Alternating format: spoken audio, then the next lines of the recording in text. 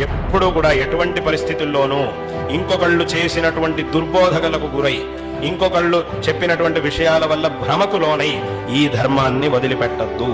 ఈ ధర్మ మార్గంలోనే మనం ఉండాలి.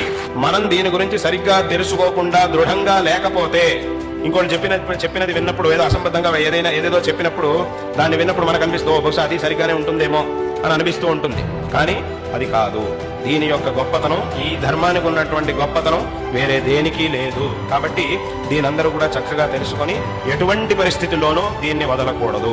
ఇందులోనే మనకి మంచి జరగలేదు అని అంటే ఇంకెక్కడ మంచి జరుగుతుంది? ఇంత గొప్ప ధర్మంలోనే మనకి ఒకవేళ మంచి జరగలేదు, ఖచ్చితంగా జరుగుతుంది. కానీ ఒకవేళ ఇప్పుడు మనకి జరగలేదు అని అంటే ఖచ్చితంగా ఇంకెక్కడ కూడా జరగడానికి సాధ్యమే లేదు. కాబట్టి అంత గొప్ప ధర్మం, దీన్ని ఎవ్వరూ కూడా, ఇటువంటి ధర్మాన్ని ఎవ్వరూ కూడా వదిలిపెట్టకూడదు. ఎవరైనా భ్రమత వల్ల దేంతోనో దీన్ని వదిలిపెట్టి వెళ్ళారు, ఇది సరిగ్గా లేదు, ఇందులో ఏదో లోపాలున్నాయి, సరిలేదు అని చెప్పి ఆ భ్రమతో దీన్ని కనుక